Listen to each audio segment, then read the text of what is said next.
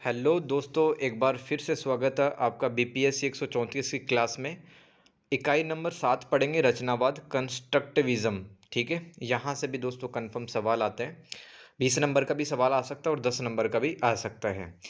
तो सबसे पहले तो आप ये समझो कि जितने भी राजनीति विज्ञान में सिद्धांत बने हैं, चाहे वो उदारवाद हो, यथार्थवाद हो या रचनावाद हो, ठीक है, या उपनिवेशवाद हो, इन सभी राजनीतिक सिद्धांतों का उद्देश्य होता है कि कैसे एक राज्य विश्व व्यवस्था में व्यवहार करता है। शीत युद्ध की समाप्ति से पहले विश्व व्यवस्था की व्याख्या करने के लिए यथार्थवादी और उदारवादी सिद्धांतों का प्रयोग में लाया जाता था, परंतु शीत युद्ध समाप्त होते ही दोस्तों इन सिद्धांतों की प्रासंगिकता यानी कि इनकी जो इम्पोर्टेंस है वो भी खत्म हो गई। दुनिया में अनेक तमाम मुद्दे सामने आते हैं, जैसे कि आतंकवाद, नक्सलवाद, ठीक है, मनी लॉन्ड्रिंग। इनकी व्याख्या कर पाना यथार्थवाद और उदारवाद के बस की बात नहीं थी, इसलिए दोस्तों रचनावाद आया। शीत युद्ध के बाद की विश्व की व्यवस्था व्याख्या करने के लिए सामाजिक रचनावाद सिद्धांत का विकास किया गया। तो रचनावाद का मतलब क्या होता है? बनना। ठीक है, तो रचनावाद शब्द का पहली बार प्रयोग निकोलस ओनफ के द्वारा किया गया और इनकी एक किताब थी the world of our making rules and social theory of international theory in 1989। तो ये इनकी किताब थी निकोलस ओनफ की। इस किताब में सबसे पहली बार प्रयोग किया गया सामाजिक रचनावाद शब्द को। ठीक है, तो यहाँ तक तो क्लियर होगा, आगे पढ़ते हैं। कैनेथ वॉल्ट जो कि नव यथार्थवादी थे, इनके अनुसार अंतर्राष्ट्रीय राजनीति का अध्ययन वस्तुनिष्ठ एवं वैज्ञानिक तरीके से किया जा सकता है। देखो, ऑब्जेक्टिविटी क्या होती है? जिसको बदला नहीं जा सकता है, ठीक है, ये वस्तुनिष्ठ होता है। राइट, तो अंतर्राष्ट्रीय राजनीति में हमेशा एक जैसी स्थिति बनी रहेगी, यानी कि अराजकता बनी रहेगी। राइट, हर कोई राज्य एक दूसरे राज्य के मुकाबले तरक्की करना चाहेगा, हथियार इकट्ठा करना चाहेगा, अपनी ताकत को बढ़ाना चाहेगा, और जैसे विश्व की संरचना होगी वैसे राज्य व्यवहार करेंगे। तो दुनिया में अराजकता होगी तो राज्य भी अराजक प्रकृति से ही आगे बढ़ेगा, कहने का मतलब ये है। ठीक है, अलेक्जेंडर वेंट ने भी 1992 में एक लेख लिखा, ठीक है, anarchy is what states make of it the social construction of power politics. ठीक है, यानी कि दोस्तों अराजकता तो है दुनिया में, लेकिन इस अराजकता की मतलब हर राज्य अपने हिसाब से ले सकता है। देखो, अराजकता में भी दो देश से मित्र बन सकते हैं, दो देश शत्रु बन सकते हैं, जैसे कि अमेरिका और ईरान, ये शत्रु देश है। ठीक है, भारत और पाकिस्तान ये भी शत्रु देश है। तो ये दुनिया की अराजकता में इन देशों की स्थिति है। लेकिन दोस्तों जहाँ पर अमेरिका भारत की बात करें या फिर अपन रसिया और भारत की बात करें तो बहुत अच्छे दोस्त हैं। तो अराजकता है पूरी दुनिया में, इसका मतलब ये नहीं कि आप किसी से दोस्ती नहीं कर सकते हैं। मतलब इस अराजकता का, इस अनार्की का आप अपने हिसाब से क्या मतलब ले सकते हैं, ठीक है, वो बताया अलेक्जेंडर वेंट ने। तो इस लेख के अनुसार इन्होंने नव यथार्थवाद व नव उदारवाद की आलोचना की और रचनावाद सिद्धांत का आधार तैयार किया था। परिभाषा क्या है? जैसे कि पेपर में सवाल आता, रचनावाद किसे कहते हैं, तो क्या लिखेंगे? रचनावाद एक विचारधारा, इसके अनुसार विश्व व्यवस्था विचारों तथा नियमों की सहायता से बनाई गई है। बनाना मतलब कंस्ट्रक्ट करना, किसी चीज को बनाना। रचनावाद ने नव यथार्थवाद तथा नव उदारवाद की आलोचना करते हुए कहा कि इस दुनिया की व्यवस्था में अराजकता की स्थिति प्राकृतिक नहीं है, बल्कि राज्यों ने अपनी सुरक्षा दुविधाएं को दूर करने हेतु ऐसी व्यवस्था बना रखी है। अंतर्राष्ट्रीय संबंधों के मुख्य सिद्धांत जैसे कि उदारवाद, यथार्थवाद ने उन कारकों पर ध्यान नहीं दिया जो अंतर्राष्ट्रीय व्यवस्था में राज्यों के व्यवहार को प्रभावित करते, जैसे कि नियम, पहचान, संस्कृति, विचार। दोस्तों ये भी कुछ ऐसे कारक होते हैं जो कि अंतर्राष्ट्रीय व्यवस्था को प्रभावित कर सकते हैं। अन्य सिद्धांत इन पर ध्यान नहीं देते और सामाजिक रचनावाद नियम, पहचान, संस्कृति और किसी देश के विचार पर ज़्यादा ध्यान देता है। शीत युद्ध की समाप्ति के बाद अंतर्राष्ट्रीय घटनाओं में वृद्धि हुई, जिसकी व्याख्या उदारवाद व नव यथार्थवाद सिद्धांत नहीं कर पाए। नव यथार्थवादी केनेथ वाल्ट ने कहा कि शीत युद्ध की समाप्ति के बाद अमेरिका की शक्ति को संतुलित करने हेतु कोई महान शक्ति का उद्भव होगा, लेकिन ऐसा नहीं हुआ। फ्रांसीसी फुकुयामा के निबंध द एंड ऑफ हिस्ट्री 1989 में इस निबंध को लिखा गया। तो क्या कहा फ्रांसीसी फुकुयामा ने? अमेरिका का रहने वाला था ये व्यक्ति, नाम के पीछे फ्रांसीसी लिखा है तो फ्रांस का नहीं है, अमेरिका का था। तो इसने कहा कि उदार मूल्यों की जीत हुई है, विश्व में उदारवादी व्यवस्था सबसे प्रभावी है। कोहेन और न्याय मानते हैं कि इस अराजकता की व्यवस्था में देश परस्पर निर्भरता व लोकतांत्रिक के मूल्यों को अपनाकर आपसी संघर्ष को कम कर सकते हैं। नव यथार्थवादी और नव उदारवाद के अनुसार शीत युद्ध के बाद लोकतांत्रिकरण से दुनिया में शांति होगी, लेकिन 1991 के बाद कई गृह युद्ध, आतंकवाद जैसी घटनाएं हुई। दोस्तों इसलिए मैंने कहा कि दुनिया में 1991 के बाद में कुछ ऐसी घटनाएं, कुछ ऐसी परिस्थितियां हुई जिनकी व्याख्या सिर्फ रचनावाद कर सकता था। ठीक है। तो पुराने सिद्धांतों ने जो पुराने सिद्धांत मतलब यथार्थवाद और उदारवाद सिद्धांत, ये राजनीति विज्ञान में पुराने सिद्धांत कहलाते हैं। इन्होंने भौतिक कारकों पर जोर दिया था, जैसे कि सेना पर, अर्थव्यवस्था पर, ठीक है, हथियारों पर। तो ये सब भौतिक कारक होते किसी भी देश के, और अभौतिक कारकों को बिल्कुल प्राथमिकता नहीं दी थी। अभी मैंने आपको बताया अभौतिक कारक, ठीक है। देखो ये रहे नियम, पहचान, संस्कृति, विचार, ये अभौतिक कारक होते हैं किसी भी राज्य के। तो वैश्वीकरण, निजीकरण, उदारीकरण, अंतर्राष्ट्रीय नियम, वैश्विक नागरिक समाज, बढ़ते राष्ट्र राज्यों ने वैश्विक व्यवस्था में अवसरों तथा समस्याओं का आगमन हुआ है। यानी कि पूरी दोस्तों अंतर्राष्ट्रीय व्यवस्था बदल गई अब, है ना। देशों की संख्या भी बढ़ी है, और दोस्तों संयुक्त राष्ट्र संगठन भी बन गया, राइट। और WTO बन गया है, IMF बन गया है, और बड़ी बड़ी कंपनियां बन गई, गूगल है, ठीक है, फेसबुक है। तो और नागरिक समाज भी बन गए हैं, राइट, NGO भी बन गए। तो एक ये जो अंतर्राष्ट्रीय व्यवस्था थोड़ी जटिल बन गई है, इसकी व्याख्या करने के लिए सामाजिक रचनावाद सिद्धांत आता है। रचनावाद का अर्थ वापस से समझ लो, जिस तरह की दुनिया हम अपने चारों तरफ देखते हैं तथा जिस समाज में रहकर सामाजिक संबंध बनाते हैं, इसका निर्माण हमारे विचारों के माध्यम से होता है। जैसे राज्य, गठबंधन, अंतर्राष्ट्रीय संस्थान प्राकृतिक नहीं है, बल्कि मानव के विचारों का परिणाम है। ठीक है। तो अराजकता की व्यवस्था को हम रचनावाद के आधार पर 3 स्तरों पर समझ सकते हैं। देखो ये क्या लिखा ऊपर, जैसे राज्य, गठबंधन, अराजक व्यवस्था, ये अराजक व्यवस्था बीच में है, अंतर्राष्ट्रीय संस्थान प्राकृतिक नहीं है। अब जैसे विश्व व्यापार संगठन, ये कोई प्रकृति ने थोड़ी बनाया है, ये तो इंसानों ने बनाया है ताकि पूरे अंतर्राष्ट्रीय स्तर पर पारदर्शी व्यापारिक स्थितियां बन सके। रचनावाद को 3 स्तरों पर समझा जाता है। तत्व मीमांसा, तत्व मीमांसा क्या होता है, सच जानने के लिए किया गया अध्ययन। फिर सामाजिक सिद्धांत, फिर IR सिद्धांत। तो 3 स्तर पर रचनावाद को समझा जाता है। तत्व मीमांसा क्या है, गहन अध्ययन करना किसी भी चीज के लिए। तो इसमें अंतर्राष्ट्रीय संबंधों की यथार्थ जांच व कारक शामिल होते हैं, मतलब दुनिया में क्यों समस्याएं चल रही हैं वो अध्ययन किया जाता है ना। और फिर सामाजिक सिद्धांत में क्या लिखेंगे, रचनावादी जो लोग हैं वो साझा नियमों समझ विमर्श, विमर्श मतलब डिबेट करना, चर्चा करना, की जांच IR में करते हैं।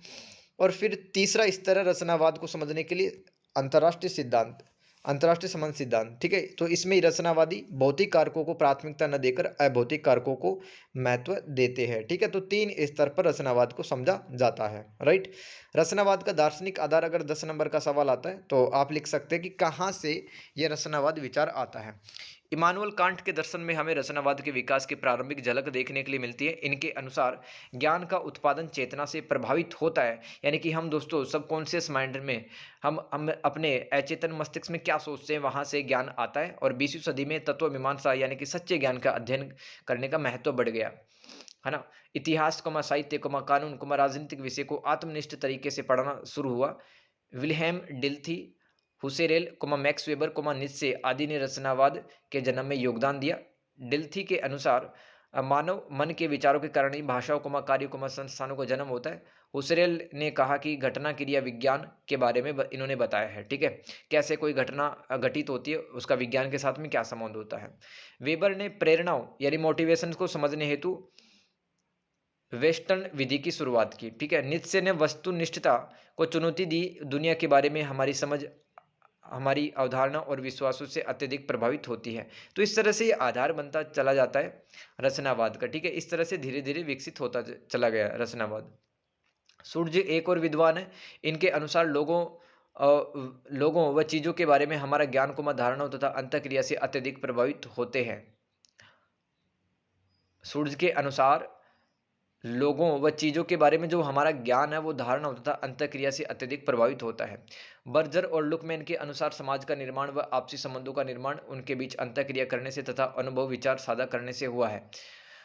तो देखो समाज ऐसा क्यों बन गया है। ठीक है। काफ़ी सारे देश है वो विकसित देश बन गए, काफ़ी सारे विकासशील, है ना। इस तरह के संबंध क्यों है, दुश्मनी और दोस्ती क्यों है, क्योंकि दो देशों के बीच में, समाजों के बीच में अंतःक्रिया हुई, इंटरेक्शन हुई है। जिस प्रकार से उनका व्यवहार बना, उसी प्रकार से उनके संबंध स्थापित हो गए अंतर्राष्ट्रीय व्यवस्था में।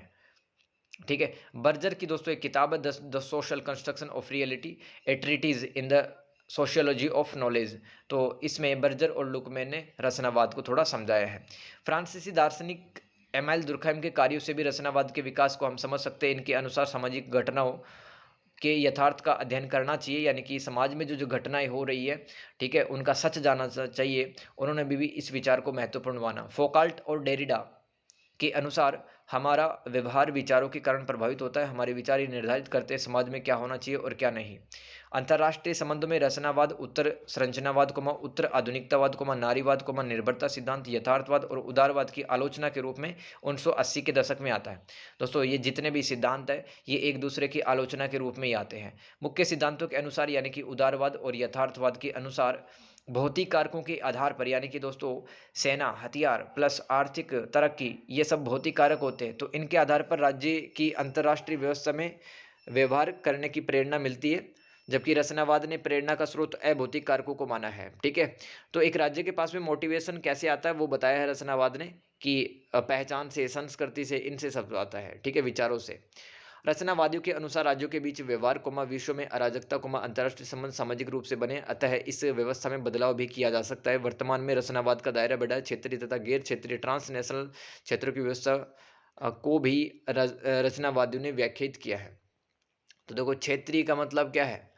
क्षेत्र का मतलब जैसे कि कोई संगठन समझो आप, ब्रिक्स है ना, एक संगठन है। और गैर क्षेत्रीय ट्रांसनेशनल क्षेत्र, जैसे कि ऐसे संगठन जो कि एक से ज़्यादा देशों में फैले हुए हैं। ठीक है, जैसे कि अपेक है, एशिया प्रशांत आर्थिक कॉरिडोर। ठीक है, तो वो हो गया ट्रांसनेशनल क्षेत्र अपना, राइट। तो ये सब ऐसे व्यवहार क्यों करते हैं, मतलब जटिल संबंध क्यों बने हुए, राइट। तो इसकी व्याख्या रचनावादियों ने की है। रचनावाद की प्रमुख मान्यता दोस्तों 20 नंबर का सवाल यहाँ से आता है लगभग हर बार, तो ये आपको समझना है। पहला पॉइंट है यथार्थ का सामाजिक निर्माण। यथार्थ मतलब वास्तव में क्या जानना चाहते हैं हम, है ना, समाज में घटनाएं क्यों हो रही है, कोई देश है वो ताकतवर क्यों है, कमजोर क्यों है। ठीक है, वो हमें लिखना है इस पॉइंट में। रचनावादी मानते हैं कि यथार्थ एक परियोजना है जो निरंतर निर्माण की स्थिति में है। दुनिया के अस्तित्व में आने के बाद ही सामाजिक दुनिया का निर्माण हुआ। सामाजिक दुनिया के बारे में हमारी समझ अंतर विषयक ज्ञान से आती है, इंटर सब्जेक्टिव नॉलेज। तो सामाजिक दुनिया के बारे में हमारा जो ज्ञान है वो कहाँ से आता है? जो हमें पहले से पता होता है, जो हम हमारे चेतन मन में चल रहा होता है। जो भी हम किसी देश के बारे में सोचते हैं तो समाज के बारे में, दुनिया के बारे में वहीं से ज्ञान आता है। हमारे विचारों और पूर्व की समझ के कारण हमारे व्यवहार तो बदल सकते हैं, लेकिन सौर मंडल की व्यवस्था जैसे सूर्य, चंद्रमा, धरती से संबंधित नियम नहीं बदल सकते हैं। ठीक है, जैसे कि दो देशों के बीच में आज संबंध खराब है क्योंकि उनके विचार नहीं मिलते। कल को दोनों के विचार अच्छे हो जाएंगे तो दोनों के संबंध अच्छे बन सकते हैं, तो व्यवस्था भी बदल सकती है। तो देखो ये जो अंतर्राष्ट्रीय व्यवस्था है ना, ये विचारों के ताने बाने से मिलकर बनी हुई है। और दोस्तों इसमें अगर दुश्मनी दो देशों के बीच में, तो वो दुश्मनी दोस्ती में बदल सकती है। यही रचनावाद सिखाता है। ठीक है, तो जितने भी राजनीतिक सिद्धांत है ना, वो इंसानों की समस्या सोल्व करने के लिए ही आए हैं दोस्तों। ज्ञान का निर्माण अंतर विषयक रूप से किया जाता है। अलेक्जेंडर वेंट के अनुसार अल्टर एवं ईगो दो काल्पनिक पात्रों के बीच पहली अंतःक्रिया से ही उनके बीच संबंधों की प्रकृति निर्धारित होगी कि दोनों के बीच दोस्ती होगी या दुश्मनी। इसी प्रकार अंतर्राष्ट्रीय संबंधों में दो राष्ट्र राज्यों के बीच अंतःक्रिया करने से ही उनके बीच संबंधों की प्रकृति निर्धारित होगी। तो दो देशों के बीच में अंतर्राष्ट्रीय संबंध कैसे होंगे कि उनके बीच में अंतःक्रिया कैसे हो रही है। अंतःक्रिया अगर सकारात्मक है, ठीक है, या अल्टर है तो अच्छी होगी, और अगर ईगो रख देते हैं दोनों ही देश, ठीक है, तो दुश्मनी क्रिएट हो सकती है। अंतःक्रिया यानी कि इंटरेक्शन के दौरान अनुभव तथा विचारों को बदल देने से दोस्ती दुश्मनी में तथा दुश्मनी दोस्ती में बदल सकती है। कार्ट जेंस्टीन की किताब एक the culture of national security norms and identity in world politics में कहा है कि राज्य के नॉर्म्स यानी कि प्रतिमान, जो राज्य के सिद्धांत है, विचार है, ठीक है, तय कर देते हैं कि अंतर्राष्ट्रीय संबंधों में वह अन्य राज्यों के साथ में कैसा व्यवहार करेगा। एग्जाम्पल से समझो, अमेरिका में उदार लोकतंत्र है। ठीक है, तो सभी देश हैं अमेरिका के साथ में अच्छे संबंध बनाने चाहते हैं, क्योंकि अमेरिका लगता है कि तानाशाही देश नहीं है। ठीक है, अपने नागरिकों को अधिकार स्वतंत्रता देता है। और जैसे कि दोस्तों उत्तरी कोरिया है, पाकिस्तान है, ठीक है, इन देशों से जो अन्य देश हैं वो थोड़ा-सा दूर ही रहते हैं, क्योंकि दोस्तों यहाँ पर थोड़ा-सा तानाशाही चलता है, सरकारों की कम, सेनाओं की थोड़ी ज़्यादा चलती है, ठीक है? तो क्या विचार हैं आपके, क्या सिद्धांत है, ये तय कर देते हैं कि अन्य जो राज्य है, अन्य देश है, वो आपके साथ में संबंध किस प्रकार से बनाएँगे? वैचारिक कारकों का प्रभाव क्या पड़ता है? अंतर्राष्ट्रीय संबंधों की वास्तविक प्रकृति समझनी है तो हमें भौतिक कारकों के साथ अभौतिक कारकों जैसे विचार, पहचान, संस्कृति, नॉर्म्स को प्राथमिकता देनी होगी। उदाहरण, दुनिया में फ्रांस व उत्तरी कोरिया दोनों के पास में बराबर परमाणु हथियार है, लेकिन दोस्तों दोस्ती दुनिया किससे करना चाहेगी? फ्रांस या उत्तरी कोरिया से? दोस्तों फ्रांस, ठीक है? ठीक है? क्योंकि फ्रांस है ना, लोकतंत्र है फ्रांस के अंदर, तो लेकिन अमेरिका जो जैसे देश है वो दुनिया को मतलब दुनिया के लिए उत्तर कोरिया को खतरनाक मानते हैं, क्योंकि वो दोस्तों बार-बार धमकियाँ देता रहता है, तो हर कोई देश है वो फ्रांस से दोस्ती करना चाहेगा, ठीक है? और उत्तरी कोरिया को दुश्मन मानता है हर देश लगभग। तो जैसे विचार हैं, जैसे इनके मूल्य हैं, सिद्धांत हैं, वैसे ही अंतर्राष्ट्रीय संबंधों में इनके संबंध बनते हैं अन्य राज्यों से। अमेरिका व फ्रांस का इतिहास, संस्कृति, राजनीतिक प्रक्रियाएँ, आपसी समझ व मूल्य इस प्रकार से हैं कि दोनों देशों में सौहार्दपूर्ण संबंध है, ठीक है?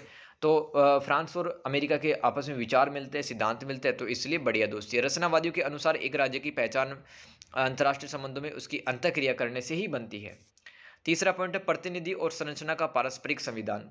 क्या है ये? संरचना सिद्धांत को विकसित करने वाले एंथोनी गिडेंस ने कुछ किताबें लिखी है। New rules of sociology method 1976 में, the constitute of society, outline of the theory of structure 1984, ठीक है? इस किताबों में कहा है कि आईआर में संरचना व एजेंट परस्पर संगठित होते हैं। ऑनफ व वेंट्स के अनुसार भी एजेंटों व संरचना के पारस्परिक प्रभाव को समझने हेतु गिडेंस का सिद्धांत का प्रयोग किया।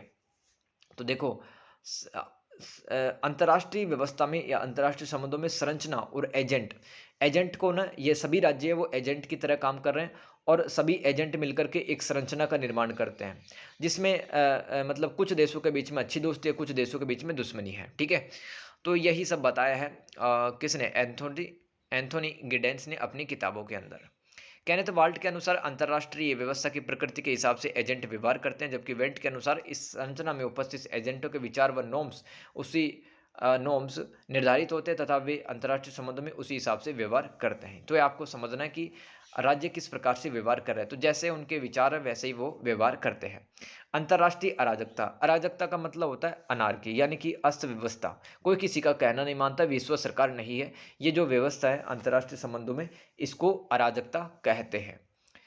अराजकता का अर्थ अंतर्राष्ट्रीय व्यवस्था में विश्व सरकार की अनुपस्थिति के संदर्भ में प्रयोग किया जाता है। नव यथार्थवादियों व नव उदारवादियों के बीच सहमति थी कि विश्व में अराजकता है। इसी अराजकता की स्थिति के कारण राष्ट्र राज्यों का व्यवहार निर्धारित होता है। इस अराजकता की स्थिति में खुद को सुरक्षित रखने हेतु व नव यथार्थवादियों ने राष्ट्र राज्यों को स्व सहायता, सेल्फ डिफेंस की नसीहत दी है। यानी कि दोस्तों आज के टाइम पर किसी भी देश को अगर बचना है, ठीक है, तो उसको अपनी सहायता वो खुद ही करनी पड़ेगी, ठीक है? उसको अपने सैनिकों की संख्या बढ़ानी होगी, हथियारों की संख्या बढ़ानी होगी, आर्थिक तरक्की करनी होगी, क्योंकि विश्व सरकार नहीं है, कोई देश बचाने नहीं आएगा, क्योंकि दुनिया के अंदर अराजक व्यवस्था है। जबकि नव उदारवादियों ने राष्ट्र राज्यों को अनन्य आश्रितता बढ़ाने की सलाह दी, ताकि आपस में राष्ट्र राज्यों के बीच में तनाव व संघर्ष कम हो। देखो, जब मतलब इंटरडिपेंडेंसी होती है, 2 देशों के बीच में व्यापार बढ़ता है ना?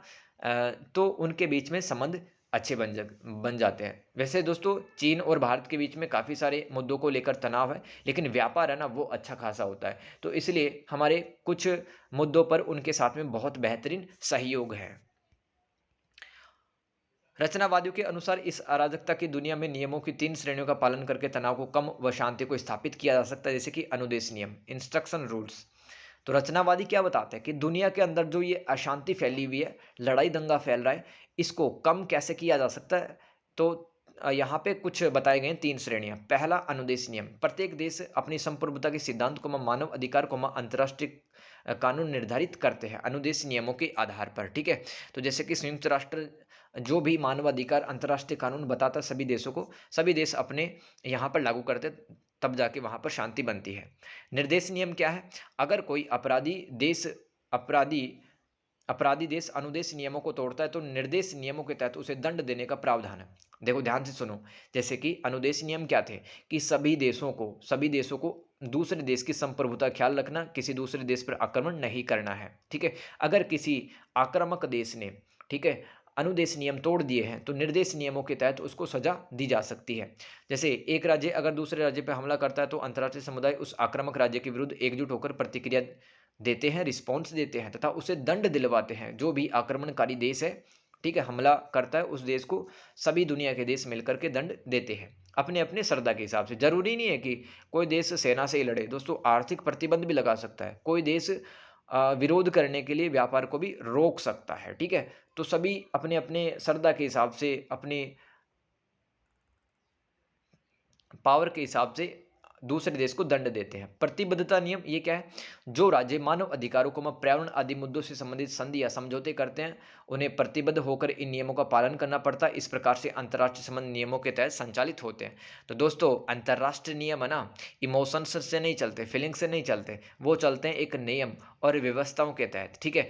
तो रचनावादियों ने दोस्तों कितनी बेहतरीन बात बताई कि 3 चीजें आप अपना लो, अनुदेश नियम, निर्देश नियम और प्रतिबद्धता नियम। इससे दुनिया में शांति स्थापित होगी। अलेक्जेंडर वेंट नव यथार्थवादियों व नव उदारवादियों के अराजकता पर दिए गए कथनों को नकारते हैं और कहते हैं कि अराजकता का अर्थ राज्य जिस रूप में ग्रहण करता है उस राज्य पर उसी तरह का प्रभाव पड़ता है। तो दोस्तों, अराजकता तो है, कोई किसी का कहना नहीं मानता है और कोई विश्व सरकार नहीं है, लेकिन एक अराजकता शब्द का अर्थ कोई राज्य किस प्रकार से लेता है, ठीक है, वो उस पर डिपेंड करता है। तो अराजकता की प्रकृति राष्ट्र राज्यों के व्यवहार व अंतक्रिया द्वारा निर्धारित होती है। अगर राष्ट्र राज्यों के बीच में सौहार्दपूर्ण यानी कि अच्छे मजबूत संबंध है तो उनके बीच दोस्ती होगी, अन्यथा दुश्मनी होगी। रचनावाद के विभिन्न संस्करण देख लेते हैं, विभिन्न एडिशंस देख लेते हैं। तो इमानुअल एडलर ने रचनावाद को 4 प्रकारों में बांटा है: आधुनिकतावादी रचनावाद, नियम उन्मुख रचनावाद, अतिवादी और आलोचनात्मक। ये भी दोस्तों 20 नंबर का सवाल आ सकता है, टाइप है, ठीक है, रचनावाद के प्रकार है। पहला प्रकार आधुनिकतावादी रचनावाद।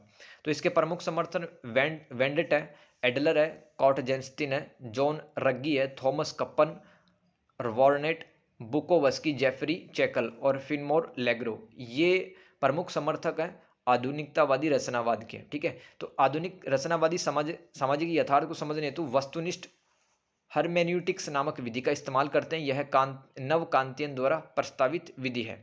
अब देखो ये होती क्या है, ये मैं आपको बता देता हूँ, ठीक है। वस्तुनिष्ठ हर्मेन्यूटिक्स क्या होती है? ऐसी प्रक्रिया जिसको अपनाकर किसी दर्शन की व्याख्या की जा सकती है। किसी भी दर्शन को समझने की ऐसी विधि जिसमें फैक्ट यूज किए जाते हैं, वो कहलाती है आपकी वस्तुनिष्ठ हर्मेन्यूटिक्स। और सब्जेक्टिव हर्मेन्यूटिक्स क्या होती है? जब हम किसी भी दर्शन को समझने के लिए हमारी भावनाओं व्यक्तिगत विचारों की हेल्प लेते हैं तो उसे सब्जेक्टिव हर्मेन्यूटिक्स कहते हैं, ठीक है।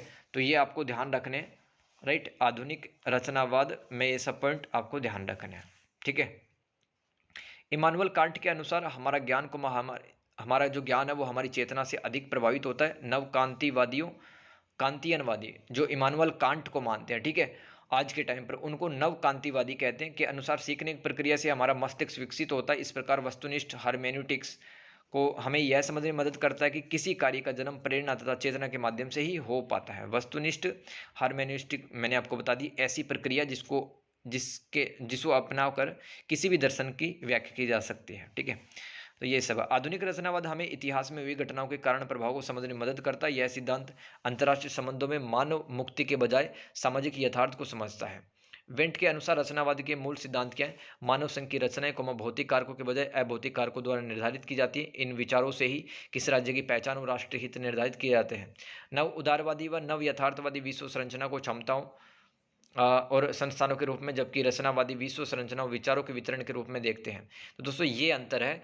ये जो रचनावादी है ना, ये क्या मानते हैं? दुनिया का जो निर्माण है ना, दुनिया की जो ये व्यवस्था बनी है विचारों के कारण से बनी हुई है, ठीक है। नियम उन्मुख रचनावाद पढ़ लेते हैं। निकोलस ओनफ के अनुसार अंतर्राष्ट्रीय नियमों के तहत संचालित होते हैं। अंतर्राष्ट्रीय नियम है, अंतर्राष्ट्रीय व्यवस्था नियमों के तहत संचालित होती है। अंतर्राष्ट्रीय संबंध, ओके, वापस से पढ़ो। निकोलस ऑनफ के अनुसार अंतर्राष्ट्रीय संबंध नियमों के तहत संचालित होते हैं। ये नियम भाषा की संरचना से बने होते हैं। ये सामाजिक यथार्थ को समझने हेतु आत्मनिष्ठ हर्मेन्यूटिक्स का इस्तेमाल करते हैं। अभी बताया आत्मनिष्ठ हर्मेन्यूटिक्स, ठीक है, ये रहा। जब हम किसी भी दर्शन को समझने के लिए हमारी भावनाओं और व्यक्तिगत विचारों की हेल्प लेते हैं तो उसे आत्मनिष्ठ या सब्जेक्टिव हर्मेन्यूटिक्स कहते हैं, ठीक है। ये ध्यान रखना है यहाँ पर।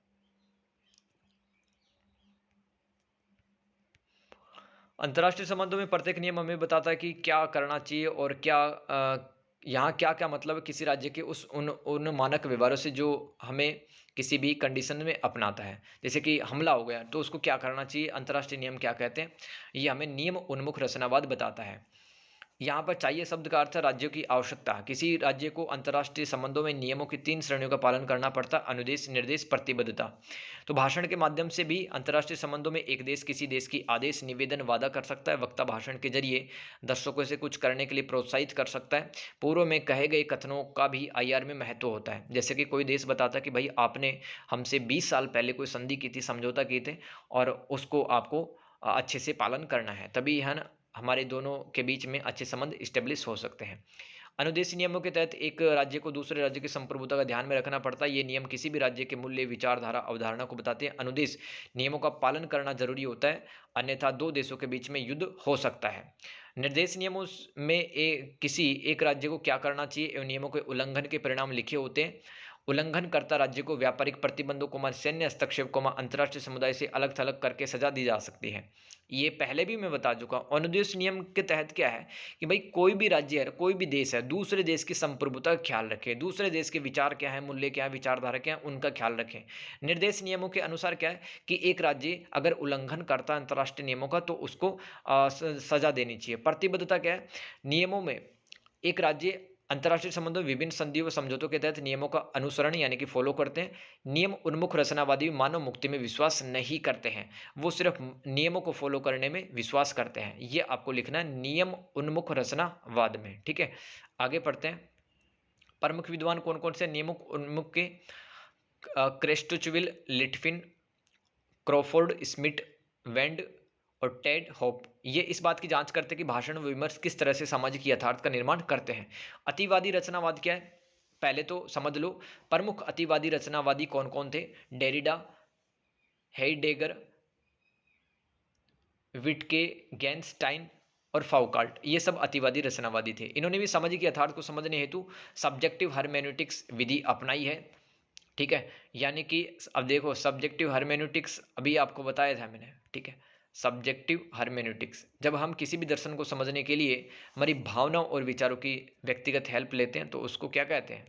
Subjective hermeneutics. ओके, तथा सच्चाई व शक्ति के बीच संबंधों को उजागर किया है। हेडगेगर व विटगेंस्टाइन के अनुसार सामाजिक तथ्यों का गठन भाषा की संरचना द्वारा किया जाता है। अब देखो एक नेता है ना, वो भाषण किस प्रकार से देता है दूसरे देश में जाकर के, इससे भी दोस्तों दोनों देशों के संबंध है ना निर्धारित हो जाते हैं। ठीक है, समझ रहे हो आप?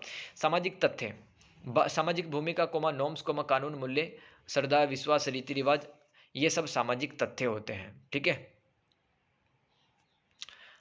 आईआर के मुख्य सिद्धांत अराजकता को स्थायी विशेषता के रूप में मानते रिचर्ड एशेल ने कहा है कि मुख्य सिद्धांत विश्व में शांति हेतु कोई वैकल्पिक व्यवस्था ढूंढने में असफल रहे, तभी तो सामाजिक रचनावाद आया है। जे बाकर के अनुसार मुख्य सिद्धांत वैश्विक मुद्दों को शामिल नहीं करते और वे यथार्थवाद की आलोचना करते हुए कहते हैं कि सिद्धांत और व्यवहार एक साथ जुड़े हैं। यथार्थवाद दुनिया में सिर्फ निराशावादी और हिंसक माहौल को आगे बढ़ाते हैं। जैसे कि यथार्थवाद क्या कहता है, देखो ताकतवर बनो, ठीक है, हथियार इकट्ठा करो, कोई दूसरा देश आप पर हमला न करे। ठीक है, तो इस प्रकार से दुनिया में डर का माहौल रहता है। राइट, तो अतिवादी रचनावादी मानवता को राष्ट्रीय और अंतर्राष्ट्रीय व्यवस्था के दमनकारी प्रभाव से बचाना चाहते हैं। पीटरसन टिकर के अनुसार पुरुष अपने आक्रामक रवैये का प्रयोग करके कूटनीति, विदेश नीति ऐसे बनाते हैं जिससे पूरी दुनिया में हिंसा व युद्ध बढ़ते हैं। लास्ट आलोचनात्मक रचनावाद क्या है? पहले किन विद्वानों ने ये बनाया है आलोचनात्मक रचनावाद सिद्धांत? Andrew Linklater, Robert Cox, Heather Coy, ठीक है, पॉल किल, ये सब है। एंड्रयू लिंकलेटर एक ही नाम है। तो इन्होंने 3 बातों पर अपना ध्यान केंद्रित किया: मानव मुक्ति, व्यवहारवाद, उपागम और ऑब्जेक्टिव हर्मेन्यूटिक्स। ठीक है, ऑब्जेक्टिव हर्मेन्यूटिक्स क्या था? देखो यही सब आपको याद करना है बार बार। राइट, ऑब्जेक्टिव हर्मेन्यूटिक्स, किसी भी दर्शन को समझने के लिए कोई अगर फैक्ट यूज किया जाए तो उसको ऑब्जेक्टिव हर्मेन्यूटिक्स कहते हैं। तो ये आलोचनात्मक रचनावाद प्रयोग करता है। तो ये सिद्धांत दिमाग की सक्रिय भूमिका में विश्वास रखता है एवं मानता है कि मानव के सिद्धांत अनुभव पर आधारित होते हैं। अगर अनुभव से संबंधित विचारों में परिवर्तन होता है तो सिद्धांत भी बदल जाएंगे। इनके अनुसार वर्तमान अंतर्राष्ट्रीय व्यवस्था ऐतिहासिक प्रक्रिया का परिणाम है एवं अनुभवों के आधार पर बनी हुई है। एंड्रयू लिंकलेटर, रॉबर्ट थॉम्स के अनुसार मानवता की बेहतर दिशा निर्देश देने हेतु ऐतिहासिक प्रक्रिया की जांच अवश्य की जानी चाहिए। ऐतिहासिक प्रक्रिया के परिणाम स्वरूप कई क्षेत्रीय पहचान विश्व की राजनीति से अलग हो गए हैं।